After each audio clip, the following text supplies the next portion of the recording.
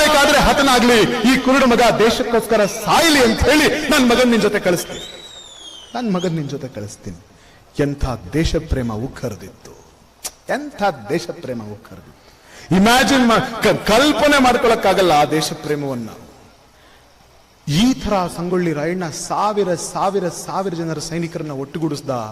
ಈ ರಾಯಣ್ಣನ ಕೀರ್ತಿ ಬರೀ ಭಾರತಕ್ಕೆ ಮಾತ್ರ ಸೀಮಿತ ಆಗ್ಲಿಲ್ಲ, ಲಂಡನ್ನಿಗೆ ತಲುಪಿತು. ಲಂಡನ್ನಿನ ಜನ ಪತ್ರಿಕೆಯಲ್ಲಿ ಸಂಗೊಳ್ಳಿ ರಾಯಣ್ಣ ಅಲ್ಲಲ್ಲೋ ದೊಡ್ಡದಾದಂತ ಒಂದು ಕಚೇರಿ ಸುಟ್ಟು ಹಾಕಿದ್ದಂತೆ, ಸಂಗೊಳ್ಳಿ ರಾಯಣ್ಣ ದೊಡ್ಡದಾಗಿ ಗುಂಪು ಕಟ್ಟಿದ್ದಂತೆ, ಸಂಗೊಳ್ಳಿ ರಾಯಣ್ಣನ ಜೊತೆ ಸಾವಿರಾರು ಜನ ಸೈನಿಕರಿದ್ದಾರಂತೆ, ಸಂಗೊಳ್ಳಿ ರಾಯಣ್ಣ ಚೆನ್ನಮ್ಮ ತಾಯಿಯ ಬಂಟ ವಿಕ್ಟೋರಿಯಾ ರಾಣಿಗೆ ಸವಾಲ್ ಹಾಕ್ತಿದ್ದಾನಂತೆ. ಈ ಪತ್ರಿಕೆಯಲ್ಲಿ ವಿಚಾರಗಳನ್ನು ದಿನ ಇಂಗ್ಲೆಂಡಿನ ಜನ ಓದ್ತಾ ಇದ್ರು. ಕಡೆಗೆ ಸಂಗೊಳ್ಳಿ ರಾಯಣ್ಣನ ಕೀರ್ತಿ ಇಂಗ್ಲೆಂಡಿಗೆ ಮುಟ್ತು. ಸ್ನೇಹಿತರೆ, ಸಂಗೊಳ್ಳಿ ರಾಯಣ್ಣನ ಏನ್ ಮಾಡ್ತೀರಾ? ಈ ದೇಶದ ದುರಂತ ಇದು. ನಮಗೆ ಯಾರಾದ್ರೂ ಮೋಸ ಮಾಡಿದ್ರೆ ಬೇರೆಯವರು ಮೋಸ ಮಾಡಲ್ಲ. ಈ ದೇಶ ಇವತ್ತು ಈ ದುಸ್ಥಿತಿಯಲ್ಲಿದೆ ಅಂತಂದ್ರೆ ಅದಕ್ಕೆ ಯಾರೋ ನಾವು ಬ್ರಿಟಿಷರನ್ನೋ ಮತ್ತಾರೋ ಮೊಘಲರನ್ನೋ ನಾವು ಹೇಳೋದ್ ಬೇಕಿಲ್ಲ. ಈ ದೇಶ ಈ ದುಸ್ಥಿತಿಯಲ್ಲಿದೆ ಅಂದ್ರೆ ಅದಕ್ಕೆ ನಾವೇ ಕಾರಣ. ಯಾಕೆ ಅಂತಂದ್ರೆ ನಮ್ದೇ ದೇಶದ ಜನ ಬ್ರಿಟಿಷರು ಕೊಡುವಂತ ಎಂಜಲ ಕಾಸಿನ ಆಸೆಗೋಸ್ಕರ ರಾಯಣ್ಣನನ್ನ ಬ್ರಿಟಿಷರಿಗೆ ಹಿಡ್ಕೊಟ್ಟು ಬಿಡ್ತಾರೆ. ಯೋಚನೆ ಮಾಡಿ, ರಾಯಣ್ಣನ್ ಕೂಡ ಅವತ್ತು ಬ್ರಿಟಿಷರು ಕೇಳಿದ್ರು, ಏ ರಾಯ, ಯಾಕೆ ಚೆನ್ನಮ್ಮ ಅಂತ ಪ್ರಾಣ ಬಿಡ್ತೀಯಾ? ಚೆನ್ನಮ್ಮನಿಗೋಸ್ಕರ ಬದುಕೋದಕ್ಕಿಂತ ಅದರ ಬದಲಿಗೆ ನೀನ್ ನನಗೋಸ್ಕರ ನಾನ್ ಹೇಳಿದ ಕೆಲಸ ಮಾಡು, ನಾನ್ ಹೇಳಿದ ಕೆಲಸ ಮಾಡಿದ್ರೆ ಕಿತ್ತೂರಿನ ಆಸ್ತಿಯನ್ನ ನಿನಗೆ ಕೊಡ್ತೀವಿ ಅಂತ ಹೇಳಿದ್ರಂತೆ ಬ್ರಿಟಿಷರು. ಆಗ ರಾಯಣ್ಣ ಹೇಳ್ತಾನೆ, ಥೂ ಹೊಡಿಸಿ ಮಕ್ಕಳ, ದುಡ್ಡಿಗೋಸ್ಕರ ಅಥವಾ ಅಧಿಕಾರಕ್ಕೋಸ್ಕರ ಅಥವಾ ರಾಜ ಪದವಿಗೋಸ್ಕರ ಹೆತ್ತ ತಾಯಿಯನ್ನ ನಾನು ಅಪಚಾರ ಮಾಡುವಂತ ವ್ಯಕ್ತಿ ನಾನಲ್ಲ, ನಾನಂಥ ಮನುಷ್ಯ ಅಲ್ಲ, ಹಾಲಿನಂತ ಮನುಷ್ಯ ನಾನು ದೇಶಕ್ಕೆ ದ್ರೋಹ ಬಗೆಲ್ಲ, ಬೇಕಾದ್ರೆ ನಿಮ್ಮ ಹುರುಳಿಗೆ ನಾನು ಕೊರಳು ಕೊಡ್ತೀನಿ ಅಂತ ಸಂಗೊಳ್ಳಿ ರಾಯಣ್ಣ ಸವಾಲ್ ಹಾಕ್ತಿಂತ ಸಂಗೊಳ್ಳಿ ರಾಯಣ್ಣ. ಆದ್ರೆ ಅಂಥ ಸಂಗೊಳ್ಳಿ ರಾಯಣ್ಣನ ನಮ್ಮವರೇ ಮೋಸ ಮಾಡಿ ದುಡ್ಡಿನ ಆಸೆಗೋಸ್ಕರ, ಭೂಮಿ ಆಸೆಗೋಸ್ಕರ ಆ ಸಂಗೊಳ್ಳಿ ರಾಯಣ್ಣನ ಬ್ರಿಟಿಷರಿಗೆ ಹಿಡ್ಕೊಟ್ರು. ಬ್ರಿಟಿಷರು ತಗೊಂಡೋಗಿ ಅವನನ್ನು ಗಲ್ಲಿಗೆ ಹಾಕಿದ್ರು. ಸ್ನೇಹಿತರೆ, ಸಂಗೊಳ್ಳಿ ರಾಯಣ್ಣ ಗಲ್ಲಿಗೇರಿದ ದಿವಸ ಸಂಗೊಳ್ಳಿ ರಾಯಣ್ಣ ಗಲ್ಲಿಗೇರ್ತಾನೆ. ಇಡೀ ಊರಿನ ಜನ ಅವತ್ತು ಊಟ ಮಾಡೋದಿಲ್ಲ. ತಾಯಿ ಪಾಪ ತನ್ನ ಮಗುವಿಗೆ ಅಳತಿರುವಂತ ಮಗುವಿಗೆ ಎದೆ ಹಾಲು ಕುಡಿಸಲ್ಲ. ಸಾವಿರಾರು ಜನ ಮನೆಗಳಲ್ಲಿ ಹೊಲೆ ಹಚ್ಚಲ್ಲ. ರಾಯಣ್ಣ ಸತ್ತಿದ್ದಾನೆ, ದೇಶ ಪ್ರೇಮಿ ಸತ್ತಿದ್ದಾನೆ, ನಾವಿವತ್ತು ಊಟ ಮಾಡಲ್ಲ ಅಂತ ಅಂದ್ರು. ಆದ್ರೆ ಸಂಗೊಳ್ಳಿ ರಾಯಣ್ಣ ಸತ್ತ 10 ನಿಮಿಷಕ್ಕೆ ಅಲ್ಲಿದ್ದಂತ ಕಲೆಕ್ಟರ್ ಸಾಹೇಬನಿಗೆ ಒಂದು ಪತ್ರ ಬಂತು. ದುಃಖ ಆಗತ್ತೆ ನನಗೆ ಇವತ್ತು ಇದನ್ನ ನೆನ್ಸ್ಕೊಂಡ್ರೆ. ಯಾಕೆ ಅಂತಂದ್ರೆ ಆ ಕಲೆಕ್ಟರ್ ಸಾಹೇಬನಿಗೆ ಬಂದಂತ ಪತ್ರ East India company Madras head office ನಿಂದ ಬಂದಿತ್ತಂತೆ. ಆ ಪತ್ರದಲ್ಲಿ ಬರೆದಿದ್ರು, ಏನ್ ಮಾತು ಬರೆದಿರ್ತಾರೆ ಗೊತ್ತಾ? ಅವ್ರು ಬರೀತಾರೆ, ಒಂದ್ ವೇಳೆ ಸಂಗೊಳ್ಳಿ ರಾಯಣ್ಣ ನಿಮಗ್ ಸಿಕ್ಕಿದ್ರೆ ದಯವಿಟ್ಟು ಸಂಗೊಳ್ಳಿ ರಾಯಣ್ಣನ ಗಲ್ಲಿಗೆ ಹಾಕಬೇಡಿ. ಸಂಗೊಳ್ಳಿ ರಾಯಣ್ಣ ಸಿಕ್ಕಿದ್ರೆ ರಾಯಣ್ಣನ ಗಲ್ಲಿಗೆ ಹಾಕಬೇಡಿ. ಈಸ್ಟ್ ಇಂಡಿಯಾ ಕಂಪನಿಯವರು ಬರೆದ ಪತ್ರದಲ್ಲಿ ಹೇಳ್ತಾರೆ, ಸಂಗೊಳ್ಳಿ ರಾಯಣ್ಣ ಸಿಕ್ಕಿದ್ರೆ ರಾಯಣ್ಣನ ಗಲ್ಲಿಗೆ ಹಾಕಬೇಡಿ. ರಾಯಣ್ಣನಂತ ಒಬ್ಬ ಮಹಾನ್ ದೇಶ ಪ್ರೇಮಿಯನ್ನ ಕೊಂದ್ರೆ ಈ ದೇಶದ ಜನ ನಮ್ಮನ್ನು ಯಾವತ್ತಿಗೂ ಕ್ಷಮಿಸಲ್ಲ. ಬಹುಶಃ ವಿಕ್ಟೋರಿಯಾ ರಾಣಿ ಹೇಳಿದ್ರೆ ಅವಳು ಕೂಡ ರಾಯಣ್ಣನ ಗಲ್ಲಿಗೆ ಹಾಕೋಕೆ ಒಪ್ತಾ ಇರಲಿಲ್ಲ.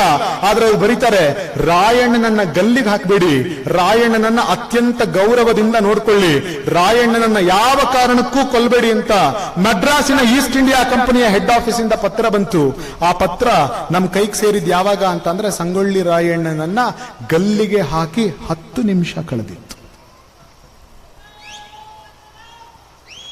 10 ನಿಮಿಷ ಮುಂಚೆ ಈ ಪತ್ರ ಬಂದಿದ್ದಿದ್ರೆ ಅವತ್ತು ಸಂಗೊಳ್ಳಿ ರಾಯಣ್ಣ ಜೀವಂತ ಉಳಿತಿದ್ದ.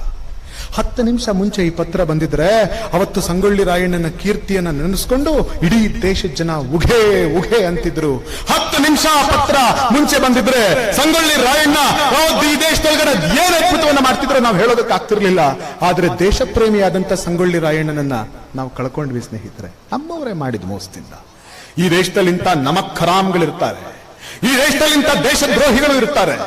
ಆದ್ರೆ ಈ ದೇಶದ್ರೋಹಿಗಳ ಬಗ್ಗೆ ಎಚ್ಚರಿಕೆ ಇರಿ. ನಮ್ಮ ಉಸಿರು ಸದಾ ಸಂಗೊಳ್ಳಿ ರಾಯಣ್ಣನ ನೆನಪಿನ ಜೊತೆಗೆ ಮಿಡಿಯುವಂತಾಗ್ಲಿ, ಸಂಗೊಳ್ಳಿ ರಾಯಣ್ಣನನ್ನ ನಾವು ಸದಾ ಸ್ಮರಿಸುವಂತಾಗ್ಲಿ. ನಾವು ನಮ್ ಜನ ಸಂಗೊಳ್ಳಿ ರಾಯಣ್ಣನಿಗೆ ಮೋಸ ಮಾಡಿದ್ರು, ಆದ್ರೆ ದೇವರು ಮೋಸ ಮಾಡ್ಲಿಲ್ಲ ರಾಯಣ್ಣನಿಗೆ. ಈ ಮಾತು ಹೇಳಬೇಕಾದ್ರೆ ಹೆಮ್ಮೆ ಆಗತ್ತೆ ನನಗೆ. ಯಾಕೆ ಇಷ್ಟ ಹೆಮ್ಮೆಯಿಂದ ಹೇಳ್ತೀನಿ ಗೊತ್ತಾ? ದೇವರು ರಾಯಣ್ಣನಿಗೆ ಮೋಸ ಮಾಡ್ಲಿಲ್ಲ ಅಂತ ಯಾಕೆ ಹೇಳ್ತೀನಿ ಗೊತ್ತಾ? ಸಂಗೊಳ್ಳಿ ರಾಯಣ್ಣನ ಜೀವನವನ್ನು ತೆಗೆದು ನೋಡಿದ್ರೆ ನಿಮ್ಗೆ ಗೊತ್ತಾಗುತ್ತೆ. ಸಂಗೊಳ್ಳಿ ರಾಯಣ್ಣ ಹುಟ್ಟಿದ್ದು ಆಗಸ್ಟ್ 15ನೇ ತಾರೀಕು. ಸಂಗೊಳ್ಳಿ ರಾಯಣ್ಣ ಹುಟ್ಟಿದ ದಿವಸ ಭಾರತ ದೇಶಕ್ಕೆ ಸ್ವತಂತ್ರ ಬಂತು. ಸಂಗೊಳ್ಳಿ ರಾಯಣ್ಣ ಹುಟ್ಟಿದ ದಿವಸ ಈ ದೇಶಕ್ಕೆ ಸ್ವತಂತ್ರ ಬಂತು. ಇದೇ ಸಂಗೊಳ್ಳಿ ರಾಯಣ್ಣನ ತಗೊಂಡೋಗಿ ಬ್ರಿಟಿಷರು ಗಲ್ಲಿಗೇರಿಸಿದ್ರು. ಗಲ್ಲಿಗೇರಿಸಿದ ಇತಿಹಾಸದಲ್ಲಿ ದಾಖಲೆ ಆಗಿದೆ. ಸಂಗೊಳ್ಳಿ ರಾಯಣ್ಣನ ಬ್ರಿಟಿಷರು ಗಲ್ಲಿಗೇರಿಸಿದ ದಿವಸ ಯಾವತ್ತು ಅಂತಂದ್ರೆ ಜಾನ್ವರಿ 26ನೇ ತಾರೀಕು ಈ ದೇಶದಲ್ಲಿ ಗಣರಾಜ್ಯೋತ್ಸವ ಅಂತ ಆಚರಣೆ ಮಾಡ್ತೀವಿ.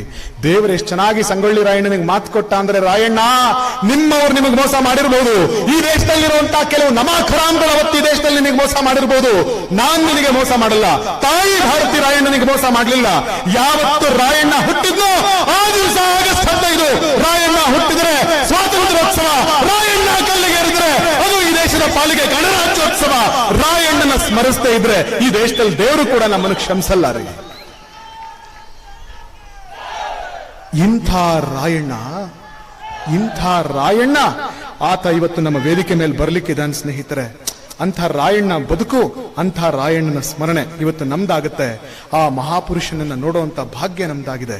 ಜೈ ಸಂಗೊಳ್ಳಿ ರಾಯಣ್ಣ, ಜೈ